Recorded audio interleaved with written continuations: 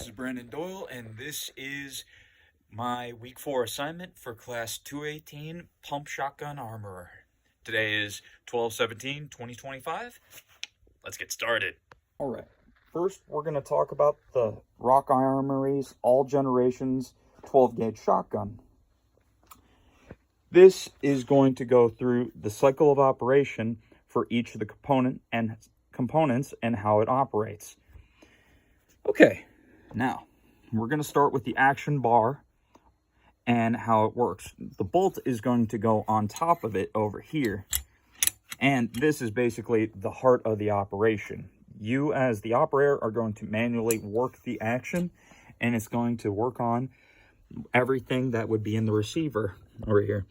As you see over there, you see the magazine, the cartridge interrupter on the left side of the receiver, and on the right side, you actually have the cartridge stop. As this works, the way it's cut into the action bar, it'll actually hit the components in the receiver. Over here, we got the magazine spring as well as the follower. The magazine spring needs to have enough tension to push each and every cartridge out all the way to the last one. That way, once it pushes it out from the magazine tube over here, it will land right on the elevator, working it upwards as the bolt slide pulls the cartridge forward, as well as this over here with the action arm. As it works by going back with the hammer, cocking it, and raising the cartridge as you're working the action of this. This feeds it into the receiver, as well as cocking the hammer back up against the sear. Now, before we get into there any further, as you see over here, the sear is hooked on to over here, right on there. As it's cocked back, it is now cocked. Now, as you pull the bolt forward with the action arm, you're pulling this over here up as well, because it's hitting right over here, and here.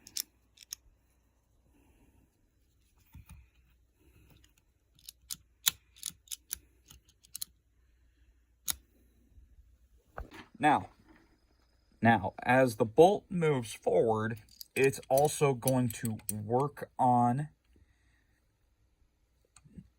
the elevator assembly, lifting the cartridge up, pulling it into the chamber over here. Now, when it bottoms out into the chamber, it is chambered. But when the bolt over here is bottomed out and the bolt lock is leveled into over here, locking it, it is now locked.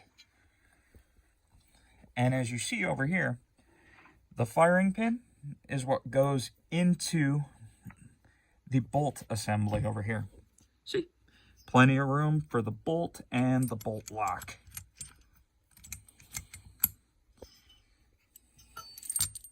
Doesn't go through it, but it will go out from the top. The firing pin's the only thing keeping it from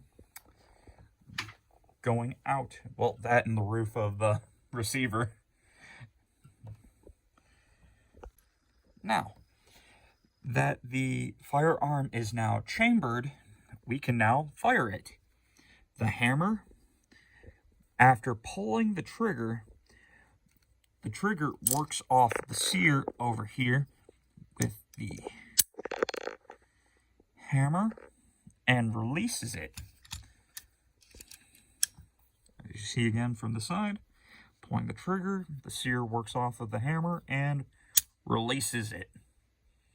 This will hit the firing pin, hitting through the bolt and into the cartridge's primer, firing it.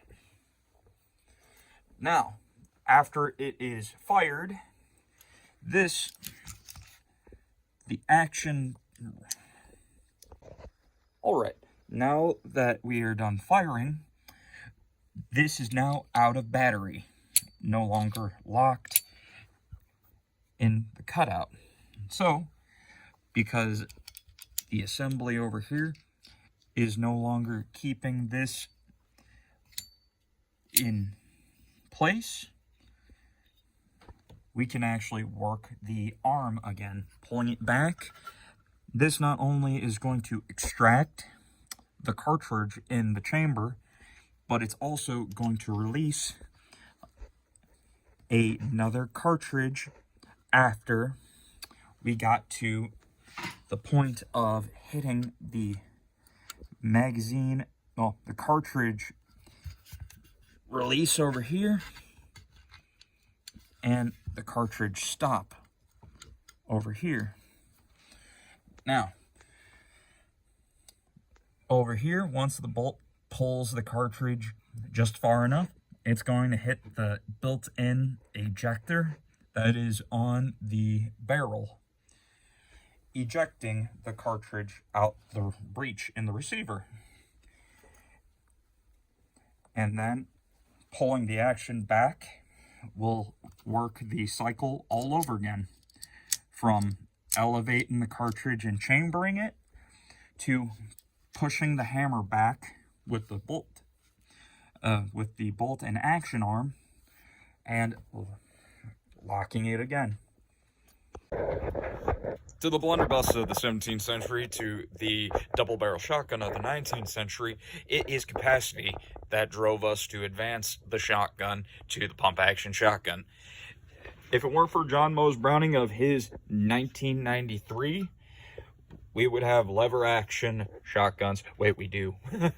Winchester really wanted that lever action shotgun, but he saw the pump was better. And as you can see, more compact and can easily go back and forth versus the lever that would go back and forth.